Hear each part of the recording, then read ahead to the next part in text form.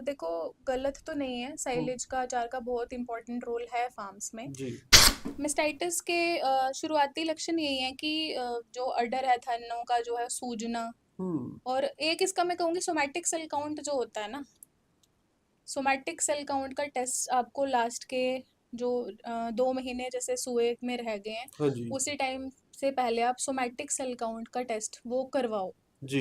Dry period actually 2 से 2.5 महीने पहले, जब सुआ होने वाला होता है उससे पहले शुरू हो जाता है। जी। मतलब 2 महीने आप लगा लो, हम्म, 8वां और 9वां महीना, ये हम्म, है ड्राई पीरियड। हम्म, सुए के बाद पशु में दो सबसे ज़्यादा बीमारियां देखने को मिलती हैं। हम्म, एक कीटोसिस की प्रॉब्लम बहुत ज़्यादा आ जाती है, और मिल्क फीवर की प्रॉब्लम बहुत ज़्यादा आ जाती है। हम्म। हाँ जी दोस्तों, स्वागत है दीप चीमा पीवी कत्ती देखने वाले सारे दोस्तों का। आज की वीडियो बहुत ही खास होने वाली है। अगर आप डेयरी फार्मिंग कर रहे हो या करने का सोच रहे हो, आज आपको ऐसी जानकारी मिलेगी जो जो कहते हैं एक हर टाइम आपके काम आती है डेयरी फार्मिंग में। आज हमारे साथ जुड़े हैं डॉक्टर अंजुषा शर्मा जी। सो इनका जो एक्सपीरियंस है, बहुत सारी वीडियो आप इनके चैनल पे देखते हो जो जानकारी वाली होती है डेयरी फार्म के लिए, पशुओं की बीमारियों के लिए। सो आज डॉक्टर साहब हमारे पास पहुंचे हैं। सो पूरी जानकारी डॉक्टर साहब से आप लेते हैं। बहुत बहुत स्वागत है जी। चल, धन्यवाद। और बढ़िया चल रही है ये जिंदगी। बहुत बढ़िया, सब बढ़िया चल रहा है। हाँ जी। तो हम बात करते हैं, सबसे पहले तो आप इस प्रोफेशन में आए जो जिसमें लड़कियां देखने को नहीं मिलती। हो जी सकता है कि ऑफ कैमरा या सोशल मीडिया से दूर काम कर रही हो, जी जी जी आपने इस लाइन को चुना, आपको कैसे लग रहा है? जी। मुझे बहुत अच्छा लग रहा है, क्योंकि मैं शुरू से कुछ अलग करना चाहती थी। हम्म, तो और मैं खुद को एक ही जगह पे बांध के नहीं रखना चाहती थी, हम्म, इसलिए मुझे था कि मैं फील्ड में काम करूं जाके। और शुरू शुरू में जब मैंने फील्ड में स्टार्ट किया था, तो फार्मर्स का थोड़ा इतना एक्सेप्टेंस नहीं था मुझे हम्म, लेके। बट जब मैंने कंसिस्टेंसी दिखाई, थोड़ा बार हम्म, बार फार्मर्स के पास में जाती रही, उनकी हम्म। प्रॉब्लम्स को सॉल्व किया, तो फिर उनका एक ट्रस्ट बिल्डअप हो गया मेरे रिजल्ट ऊपर। दिया आपने जब हाँ फार्मर जी, को। हाँ जी। रिजल्ट दिया तो हम्म, उनका ट्रस्ट बन गया फिर हम्म, उसके बाद। तो अभी मैं जैसे फील्ड में जाती हूँ, तो फार्मर्स हैं जो स्पेशली पंजाब के फार्मर्स हैं, वो हम्म, बहुत रिस्पेक्ट करते हैं। हम्म, तो मुझे बहुत प्राउड फील होता है, मेरी फैमिली को भी बहुत प्राउड फील होता है इस हम्म। चीज़। बात करें इस शुरुआत की, इसके लाइन की शुरुआत की, अगर डॉक्टर अंजुषा के हम शौक की बात करें, कोई शौक और भी थे इस लाइन से आने से पहले जब पढ़ाई का टाइम चल रहा था? जी। तो कोई और भी शौक था या यही शौक था किसी लाइन में आने नहीं, मैं इस पे ये कहूँगी, एक्चुअली बहुत सारे शौक थे का? मेरे। पर लाइफ में एक्चुअली क्या होता है, ज़िंदगी के प्लान्स आपको लेके कुछ और होते हैं। हम्म, आप कुछ और करना चाहते हैं ज़िंदगी में, पर ज़िंदगी ने आपके लिए कुछ और ही प्लान किया होता है। हम्म, तो फिर ज़िंदगी आपको उस डायरेक्शन में खुद ही पहुंचा देती है। हाँ फिर जी। आपको पता चल जाता है कि हाँ, मेरी यही डायरेक्शन है। हम्म, तो लाइफ ने मुझे खुद ही इस तरफ डायरेक्शन दे दी, hmm, as a dairy farm consultant और एज अ फील्ड में जाके काम करना। हम्म, और मैं हमेशा से ही बहुत सिंपैथेटिक थी, मतलब मुझे दूसरों की प्रॉब्लम्स सुनना, उनका सोल्यूशन देना, तो मुझे हम्म, उसमें बहुत खुशी मिलती थी। तो हम्म। आज मैं जो भी कुछ कर रही हूँ, मुझे उसमें खुशी मिलती है। और इसीलिए मैं इसी चीज़ को कंटिन्यू करना चाहती मैडम बात करें, जैसे आपका फील्ड का काम है, हूँ। जी जैसे परिवार अलाउ नहीं करते इस काम को, आपकी फैमिली ने आपको इसी काम के लिए चुना या भी कर सकती है अपनी लड़की, जी। तो आप प्राउड फील हो रहा है उनको भी, हाँ हाँ जी। हमारी लड़की कर रही है। हाँ, उनको बहुत प्राउड फील हो रहा है। वो हम्म, वो बहुत मतलब फैमिली में जैसे बाकी रिश्तेदारों से बात करते हैं या हम्म, किसी से भी, तो उनको वो बहुत प्राउडली बताते हैं कि मतलब हमारी बेटी ऐसे काम कर रही है। हम्म, वो पूरा इंडिया ट्रेवल करती है। हम्म, तो उनको इस चीज़ में बहुत ज़्यादा खुशी है। पर वो, उन्होंने कभी मुझे रोका भी नहीं है किसी चीज़ के लिए। वो हम्म, जो भी मैंने उनको कहा कि मैं ये करना चाहती हूँ, तो उनका हमेशा से ही सपोर्ट था, हम्म। मम्मी पापा का। तो आज वो भी प्राउड है और मैं भी प्राउड हूँ। मैम अब बात करते हैं इस लाइन में आपकी जर्नी की। जी सबसे पहले आपकी शुरुआत कहाँ हुई? जी एज ए ऑफिसर कह लो या जी एज जी ए जी जब आपको ड्यूटी करनी पड़ी, जी। सबसे पहले कहाँ से शुरू हाँ हुआ? जी। मेरा शुरुआत हुआ था वेरका से। हाँ जी। वेरका मोहाली में मैंने ज्वाइन किया था एज ए वेटनरी ऑफिसर। हाँ जी। 2020 में मेरी जर्नी शुरू हुई थी। हम्म, आज 2026 चल रहा है, तो 5-6 साल मुझे इस चीज़ में हो चुके हैं। हम्म, तो शुरुआत मेरी वहीं से हुई थी, वेरका से, एज ए वेटनरी ऑफिसर। तो फील्ड का जो मेरा एक्सपीरियंस था वो वहीं से शुरू हुआ था। हाँ जी। तो हम रोज़ सुबह लाइक चले जाते थे फील्ड में 7 बजे के करीब। और वहाँ पे बहुत सारे जो भी फार्मर्स थे, कई बार मीटिंग्स भी किए, कैंपेन्स भी किए। और प्रॉब्लम्स बहुत सारी फार्मर्स की जो थी वो देखने को मिलती थी। हम्म, और सोल्यूशन भी प्रोवाइड किया बहुत सारी चीज़ों का। जी। फार्मर्स को बहुत सारी चीज़ों के मिथ भी थे, लाइक मतलब वो कुछ गलत चीज़ें भी यूज़ कर रहे थे, लाइक हम्म। ज़्यादा एंटीबायोटिक्स यूज़ कर लिए, हम्म। जितना ज़रूरत नहीं है उतना कर लिया। तो उस चीज़ पे भी उनको थोड़ा नॉलेज दिया कि हम्म। इतना नहीं यूज़ करना है जितना जो चाहिए। तो ऐसे मेरा एक्सपीरियंस जो है वो बढ़ता गया फील्ड।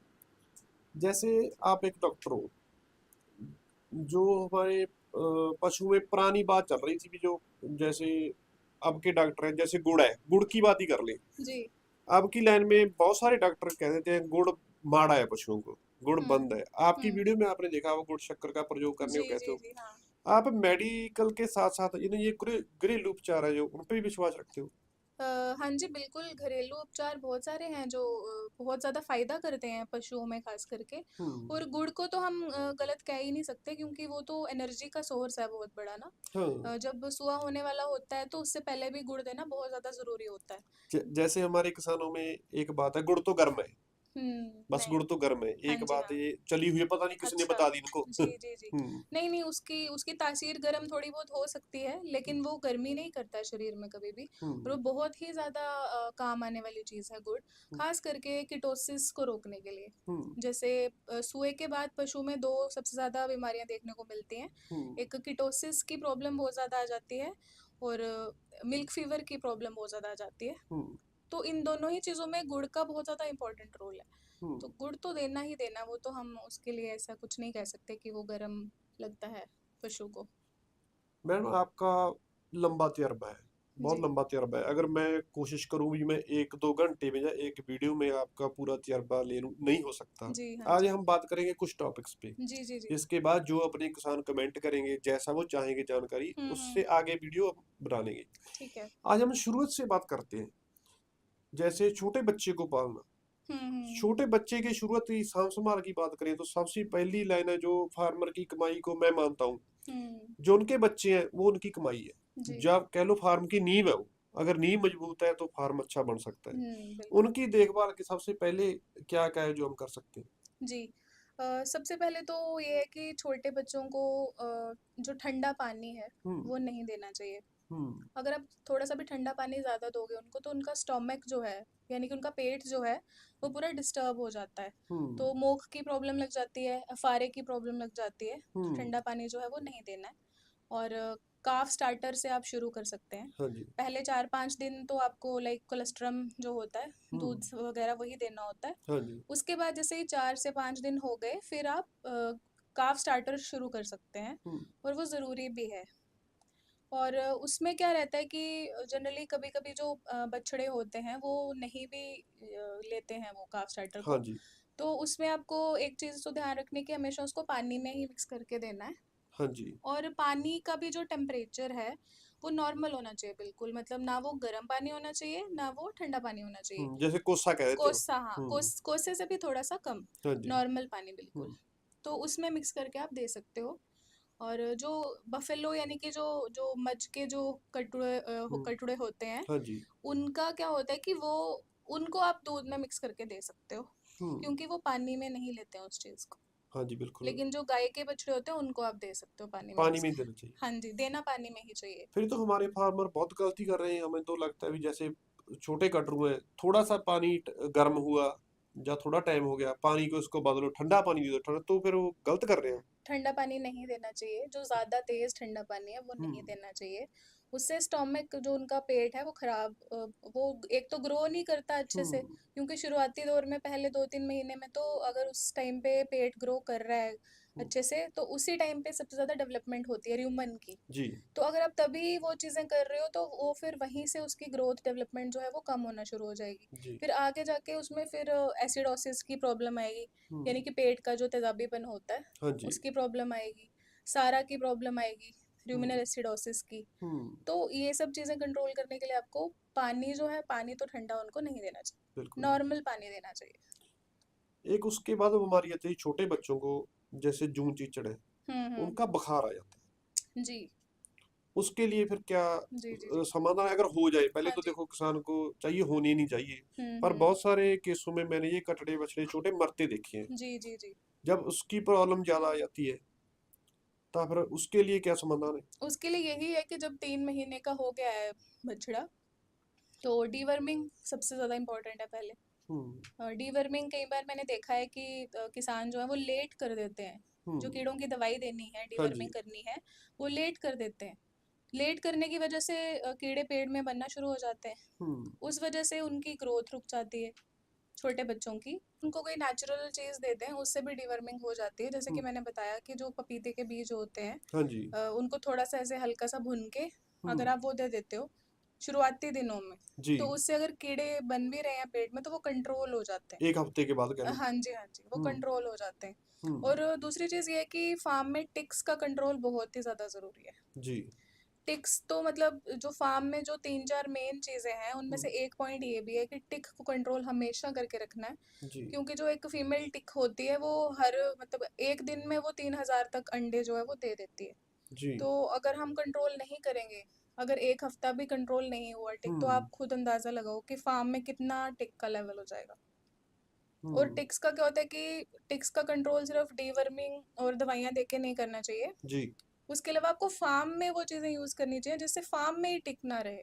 जी, उनकी रहने की जगह खत्म करनी हाँ, चाहिए। उनके रहने की जगह, जैसे जैसे ईंटें नीचे लगी हैं समझ लो आप, जी। उसके जो ईंटों के बीच में जगह हैं वो उनकी जगह है, हम्म। या दीवारों में कहीं छेद हैं वो उनकी जगह हम्म। है ना? तो फ्लेम गन आप यूज़ करो। जी। फ्लेम गन, उससे जड़ से इलाज हो जाएगा टिक्स का ना। बिल्कुल जी। हाँ, तो जो जड़ से अगर आप ख़त्म करोगे तो हर महीने जैसे आप यूज़ कर रहे हो, है ना? तो उससे जड़ से आप उस चीज़ को ख़त्म कर रहे हो, तो दवाइयाँ कम से कम आपको यूज़ करनी पड़ेंगी। जैसे एनिमल की बॉडी पे लगी का ध्यान भले कम दे लो, नीचे वाली जगह ज्यादा हाँ, जरूरी हाँ, है। हाँ, इस पे मैं ये भी कहना चाहती हूँ कि फार्मर्स जो हैं वो ट्रीटमेंट पे ज़्यादा फ़ोकस करते हैं, लेकिन जी। उनको प्रिवेंशन पे फ़ोकस करना चाहिए। हम्म। मतलब चीज़ को आने से पहले ही उसको रोक दो। जी। जब आपको पता ही है कि टिक्स की प्रॉब्लम ने आना ही आना है, तो आप उसको आने ही क्यों दे रहे हो? उसको हम्म। पहले ही रोक दो, जी। कंट्रोल कर दो, आपके पैसे भी बचेंगे, आपकी फार्म की प्रोडक्टिविटी भी कम जाएगी। हम्म। और टिक्स की वजह से प्रॉब्लम्स कितनी सारी होती हैं गाय हम्म। भैंसों में। जी। जो ब्लड प्रोटोजोआ होते हैं, जी। बहुत सारी प्रॉब्लम्स होती हैं, थिलेरिया, एनाप्लाज्मा, हम्म। बबेशिया, ये हम्म। सब बहुत ज़्यादा प्रॉब्लम्स होते हैं टिक्स की वजह से। मैम बात करें जैसे टिक्स का समाधान है, टिक्स की जो दवाइयाँ जैसे ना हम अब तक हमारे किसान का समझो रीढ़ की हड्डी पे डालने वाली दवाई है एक, हाँ, बुटॉक्स। उसको अभी तक होम्योपैथी मानते आए थे। ये हम्म। बूंदों वाली दवाई है, तो कहते हैं उसका भी बहुत नुकसान है। वो होम्योपैथी नहीं है, जी। केमिकल है वो। जी। और केमिकल जो जिस चीज़ का नाम है वो शरीर में जाएगा तो कुछ ना कुछ नुकसान तो करेगा ही करेगा। हम्म।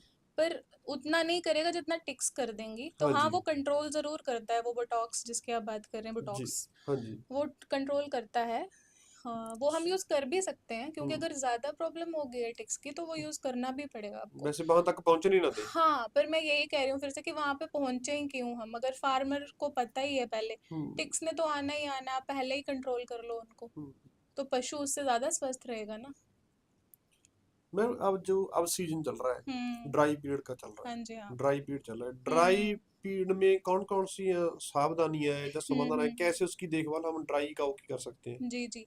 ड्राई पीरियड एक्चुअली 2 से ढाई महीने पहले, जब सुआ होने वाला होता है उससे पहले शुरू हो जाता है। जी। मतलब 2 महीने आप लगा लो, हम्म। 8वाँ और 9वाँ महीना, ये हम्म। है ड्राई पीरियड। जी। जिसमें भी 8वाँ महीना ड्राई पीरियड शुरू होता है, और जो 9वाँ महीना है वो होता है ट्रांजिशन पीरियड। जी। जब 21 दिन रह जाते हैं सुए को, हम्म। सुए से 21 दिन पहले और 21 दिन बाद, हम्म। ये पूरा ही जो टाइम है उसको ट्रांजिशन पीरियड बोलते हैं। जी। तो इसमें आपको क्या होता है कि इसमें जो फीड है आपको वो ड्राई फीड देनी होती है। हम्म। यानी कि तुड़ी जो है आपको वो सबसे ज़्यादा देनी है। हाँ जी। हरा चारा नहीं देना है, हम्म। क्योंकि हरे चारे में सोडियम पोटेशियम ज़्यादा होता है। हम्म। वो क्या करता है कि जब सुआ होने वाला होता है उस टाइम खून में कैल्शियम बहुत ज़्यादा चाहिए होता है। हाँ जी। जो हरा चारा होता है उसमें सोडियम और पोटेशियम बहुत ज़्यादा होता है। सोडियम पोटेशियम ज़्यादा होने की वजह से जो खून में कैल्शियम चाहिए वो खून हम्म। में नहीं आता, हाँ जी। वो हड्डियों हड्डियों में ही रहता है वो। हम्म। तो वो खून में उसका आना ज़रूरी है, क्योंकि खून में कैल्शियम आएगा तो मिल्क फीवर की प्रॉब्लम नहीं होगी। यानी कि जैसे सुए के बाद गाय बैठ जाती है हम बोलते हैं, वो हाँ क्यों जी। होता है? क्योंकि कैल्शियम बहुत कम हो गया होता है। जी। और कैल्शियम क्यों कम हो गया होता है? क्योंकि हमने उसको पहले हरा चारे दिए होते हैं, हम्म। जिसकी वजह से सोडियम पोटेशियम ज़्यादा होने की वजह से वो कैल्शियम खून में आ ही नहीं पाता। खून में नहीं आता तो जो है गाय या भैंस को वो मिलता नहीं है, हम्म। सुए के पास जब उसको चाहिए होता है तो वो मिलता नहीं है उसको, तो वो बैठ जाती वो है, कमी हो जाती है उसकी वजह कमी से। हो जाती है। हम्म। तो हरे चारे जो हैं वो नहीं देने हैं, हाँ जी। और तूड़ी देनी है। और एक चीज़ और है कि 15-20 दिन पहले से ही आप खुला छोड़ना शुरू कर दो थोड़ा पशु को। जी। जब सुआ होने वाला है ये तो भैंस है या गाय है, दोनों कोई? हाँ हाँ जी, जी। उनको थोड़ा खुला रखना शुरू कर दो आप। इससे क्या होगा, इससे तो एक तो मिल्क में वो ड्राई जल्दी होंगी, हाँ जी। क्योंकि ये भी प्रॉब्लम बहुत सारी आती है कि फार्मर्स बोलते हैं कि हमारी काउ ड्राई ही नहीं हो रही है, जी। मतलब दूध हम बंद कर रहे हैं पर बंद हो नहीं रहा नहीं वो। होता, ऐसा होता है। हाँ ऐसा होता है हम्म। फील्ड में। तो आप उसको खुला भी छोड़ो, इससे क्या होगा, उसको उसके दिमाग को ये सिग्नल जाएगा कि मेरे को मतलब मेरे को सिर्फ दूध देने का काम ही नहीं करना है ना। हम्म। उसको ये सिग्नल आएगा कि अब मतलब जो उनके है वो, हार्मोन ही ऐसे काम करेंगे, हाँ हाँ। उनका हार्मोन ऐसे काम करेंगे, हम्म। उनको सिग्नल आएगा ब्रेन में, तो उनको जी। खुला रखना ज़रूरी है। और पानी भी उनके पास 24 घंटे अवेलेबल होना चाहिए। जी। पानी को जो है मैं लिक्विड गोल्ड, मतलब मुझे ऐसा लगता है कि फार्म का लिक्विड गोल्ड है पानी। हम्म। पानी का भी पीएच जो है वो अच्छा होना चाहिए, हम्म। तभी जो है शरीर में अच्छे से वो काम करेगा, और र्यूमन का पीएच भी उससे सही रहेगा। जी। हम्म एक मैम आपने प्रॉब्लम देखी है, जैसे बहुत सारी गाय है ना, जैसे सूने में 4-5 दिन रह गए या 10 दिन रह गए, हम्म। उनके अडर में से दूध ऑटोमेटिक हाँ आने हाँ लग जाता हाँ है। हाँ जी हाँ। वो एक बड़ी प्रॉब्लम है, मेरे को बिल्कुल बहुत किसान मिलते हैं। जी। उसका क्या समाधान है? उसका ये समाधान है कि आप 1-1.5 महीना पहले से ही दूध थोड़ा थोड़ा कम करना शुरू कर दो। जी। जो चुवाई होती हाँ जी। है ना, उसको आप कम करना शुरू कर दो। हम्म। कुछ लोग क्या करते हैं, वो एकदम से बंद कर देते हैं। हम्म। जो एकदम से बंद करते हैं ना, उससे एक तो वो जो अडर होता है, थनों में नुकसान होता है बहुत ज़्यादा, हम्म। उससे मेस्टाइटिस आता है। जी। अगर आप एकदम से बंद करो तो मेस्टाइटिस ने आना ही आना है। एकदम हम्म। से बंद नहीं करना है। जैसे हफ्ता रह गया या 10 दिन रह गए, हाँ जी। या उससे भी पहले का टाइम है, तो आपने आहिस्ता आहिस्ता सुखाना है दूध को, यानी कि एक दिन मिल्किंग सुबह की, फिर हम्म। अगले दिन की, हाँ जी। फिर एक दिन छोड़ दिया बीच में, हम्म। ऐसे आहिस्ता आहिस्ता करके सुखाना है उसको। बिल्कुल, जब आना बंद हो जाए तो छोड़ दो उसको। हाँ फिर जब वो बंद हो जाए, जी। तो फिर आप उसमें एंटीबायोटिक्स यूज़ करो, जो हम्म। टीट एंटीबायोटिक्स आते हैं ना, जी। वो जो लगाते हैं थनों में, हम्म। वो यूज़ करो। नहीं, उससे क्या होगा कि एक जो, एक तो होता है जैसे हाँ जी, ट्यूबर ट्यूब, हाँ देखे। जी हाँ जी, ट्यूब की बात कर रहे हाँ हो आप। जी, उनकी बात कर रहे हाँ हैं। जी, उसी की बात कर रही हूँ। हाँ। तो उससे क्या होगा कि वो जो टीट्स होते हैं, थन होते हैं, अगर वो थोड़ा सा भी खुला रह जाएगा ना, तो हाँ वहां से जी। मेस्टाइटिस का बैक्टीरिया अंदर जाएगा। बिल्कुल। इसलिए उसको बंद कर देना है बिल्कुल, हम्म। एंटीबायोटिक्स से, और सीलेंट्स बोलते हैं, हम्म। जो ट्यूब जैसे आप कह रहे हो, हाँ जी। हाँ उससे जी। बंद कर दो उसको। तो इससे जो है वो पशु का ड्राई करना बहुत ज़रूरी है। हम्म। अगर आप ड्राई नहीं कर रहे हो अच्छे से ना, तो अगर ऐसे पशु ने 100% दूध देना था, तो वो हम्म। 65 से 70% देगा। हाँ मतलब जी। सीधा सीधा 30 से 35% जो है मिल्क प्रोडक्शन वो कम हो जाती है, बिल्कुल। अगर आप ड्राई पीरियड अच्छे से फॉलो नहीं करते हो। हम्म। और ड्राई पीरियड में एक और चीज़ है, ड्राई पीरियड में जो फीड देते हैं, ड्राई फीड, उसमें जो प्रोटीन है, जी। उसका कंटेंट 14% होना चाहिए। जी। ना उससे ज़्यादा होना चाहिए, ना उससे कम होना चाहिए, 14% ही होना चाहिए ड्राई फीड का प्रोटीन कंटेंट। अगर ये जो समस्या मैंने आपको बताई, अगर हो भी जाए, चलो किसी ने नहीं ध्यान दिया अब तक, चलो अपनी बात उन्होंने सुनी नहीं, मान हम्म। लो अगर ऐसी समस्या हो जाए, सूने से पहले दूध आना थनों में शुरू हो गया अपने आप, तो उसका समाधान है कोई?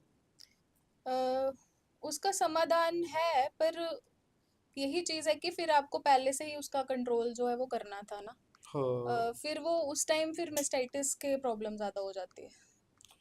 फिर वो एकदम से नहीं रुकता है, जो जी। समाधान की आप बात कर रहे हो ना, वो हाँ जी। एकदम से वो नहीं रुकता नुकसान है, करेगा वो फिर अगर नुकसान रोका तो। करता है।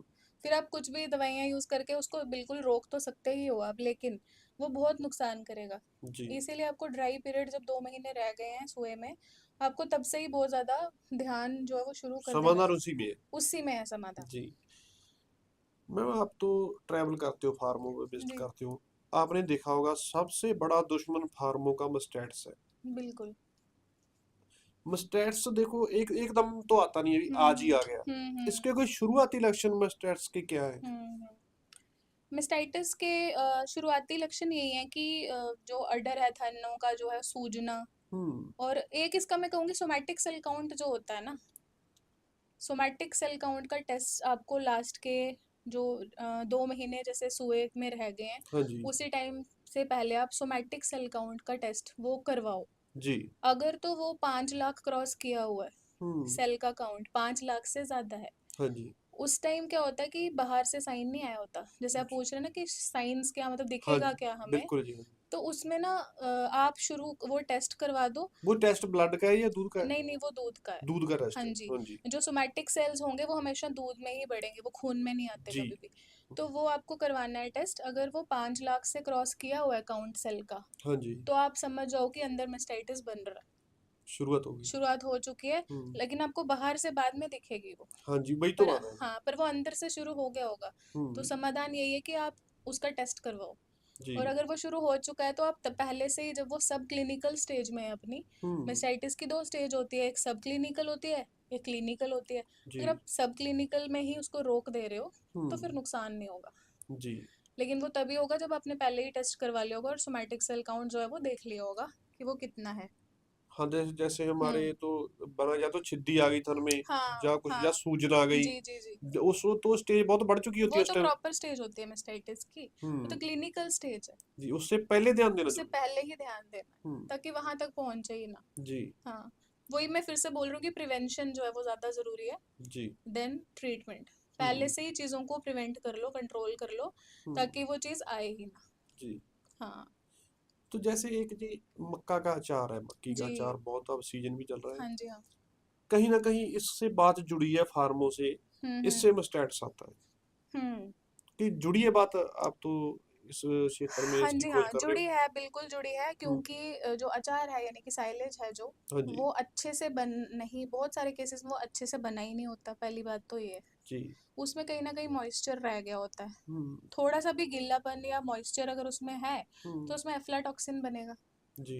एफ्लाटॉक्सिन बन गया तो वो मेस्टाइटिस करेगा। हुँ, और फार्म में जो जो बार बार मेस्टाइटिस होता है ना, जी। बोलते हैं ना फार्मर्स की, आ रहा है जा रहा है, आ रहा है हाँ जा जी, रहा हाँ है। जी। उसका कारण क्या होता है? एफ्लाटॉक्सिन। जी, उसका कारण होता है एफ्लाटॉक्सिन। मेन कारण है जो मेन मस्टैट्स का। कारण, हुँ, जो बार बार आने जाने वाले जो मेस्टाइटिस है उसका जी। कारण, 2 कारण होते हैं उसके। हुँ, एक तो होता है एफ्लाटॉक्सिन, दूसरा होता है एनीमिया, जी। यानी कि पशु के शरीर में खून कम है। हुँ, खून कम की वजह से भी मेस्टाइटिस होता है। कहीं न कहीं आपने बताया भी फार्मर ट्रीटमेंट पे ध्यान देते हैं। हाँ। ऐसे कौन से कुछ मुढले टेस्ट हैं जैसे मस्टैट्स के हो गए या हम्म। लीवर के, जो फार्मर जैसे अब देखने को तो हमको अच्छा लग रहा है, हमारा पशु खड़ा है, खा रहा है, हम्म। दूध दे रहा है, लेकिन अंदर बीमारियों की शुरुआत हो जाती है। हम्म। जैसे ह्यूमन में होते हैं, मेन हम्म। सीबीसी टेस्ट हो गए, कुछ हो गए, हाँ पशुओं जी में हाँ ऐसे जी। कौन से टेस्ट हैं जो करवा के उसको चेक कर सकते हैं? जी, एक तो अब एलएफटी करवाना है सबसे पहले, जी। जिसमें 3 एंजाइम्स होती हैं। हुँ, एएलपी करके होती है, और एक और होती है। तो एलएफटी करवाना है आपको, उससे हुँ, आपको लीवर का पूरा, लीवर फंक्शन टेस्ट है जो, लीवर का आपको सारा सिस्टम क्लियर हो जाएगा जी। उससे। और दूसरा चीज़, आपको ब्लड यूरिया नाइट्रोजन टेस्ट करवाना है। हुँ, ब्लड यूरिया नाइट्रोजन बढ़ने की वजह से रिपीट ब्रीडिंग की प्रॉब्लम बहुत ज़्यादा आती जी। है। और एक तो ये है, और दूसरा सोमैटिक सेल काउंट आपको करवाना हाँ है जी, मस्टैट्स के लिए। मेस्टाइटिस के लिए। हुँ, तो मेन यही है, एक तो लीवर पे टेस्ट करवाओ, हुँ, र्यूमन का टेस्ट करो, र्यूमन का पीएच देख लो कितना है। हाँ जी, यूरिन पीएच करवा सकते हो आप। जी, एक और चीज़ मैं बताती हूँ कि जब सुआ होने वाला होता है उससे पहले यूरिन का पीएच भी करवाना बहुत ज़रूरी है। जी। जी। उसमें आपको डी कैट देखना होता है, यानी कि डाइट्री केटाइनिक एनाइनिक डिफरेंस उसको बोलते हैं। हुँ, उसमें आपको पीएच देखना होता है, यूरिन का पीएच, जो उसको 7 के आसपास ला के रखना होता है। जी। अगर 7 के आसपास है, सुबह से पहले की बात बता रही हूँ, हाँ जी। अगर 7 के आसपास है पीएच, तो मतलब एनिमल ओके है। हुँ, उसको सुए के बाद कोई मेटाबॉलिक डिजीज जो होते हैं, हुँ, यानी कि मिल्क फीवर, बैठ जाना गाय का, हाँ जी, किटोसिस, हाँ जी। ये सब नहीं होगा अगर आपने पहले ही उसका पीएच सही मेंटेन करवा लिया। वो कैसे होगा? आपको यूरिन पीएच का टेस्ट करवाना। हुँ, तो र्यूमन के लिए आप र्यूमन पीएच को आप स्ट्रिप टेस्ट से कर सकते हैं। जी। और सोमैटिक सेल काउंट आप मेस्टाइटिस के लिए कर सकते हैं। हुँ, लीवर के लिए आप लीवर फंक्शन टेस्ट करवा सकते हैं। हुँ, और यूरिन के लिए आप यूरिन पीएच करवा सकते हैं। जी। तो ये मेन कुछ टेस्ट हैं। बाकी टेस्ट आप, और हाँ, सीबीसी भी आप करवा सकते हैं, कंप्लीट ब्लड काउंट। हाँ जी। उसमें क्या होता है कि अगर हीमोग्लोबिन लेवल कम गया हुआ है, हुँ, तो ब्लड प्रोटोजोआ आप सस्पेक्ट कर सकते हैं। जी। जैसे थिलेरिया होता है, कनेडू रोग होता है, जैसे हाँ जी। पीलिया रोग होता है, मैं हुँ, हिंदी में नाम बता रही हूँ। हाँ जी। थिलेरिया, एनाप्लाज्मा, बबेशिया, ये हुँ, 3-4 जो होते हैं मेन मेन ब्लड प्रोटोजोआ, ये आप सीबीसी से पता लगवा सकते हो, कंप्लीट ब्लड काउंट टेस्ट से। जी। तो ये कुछ 4-5 टेस्ट हैं जिससे आप अंदाज़ा लगा सकते हो कि पशु के शरीर में क्या स्टेटस चल रहा है। मैडम बात करें रिपीट ब्लीडिंग या रिपीट होना पशु का, जैसे हम्म। हमारे किसानों में होता है, एक दो बार जैसे टीका रखवा दिया, वो हम्म। नहीं रही, एक ही काम जानते हैं, उस पर दवाई रखवा दो बस। हम्म। दवाई रखवाना हम सोचते हैं, बस दवाई रखो तो प्रॉब्लम सॉल्व हो जाएगी। हम्म। उससे भी नहीं सॉल्व होती। उसमें क्या क्या कारण होते हैं मेन?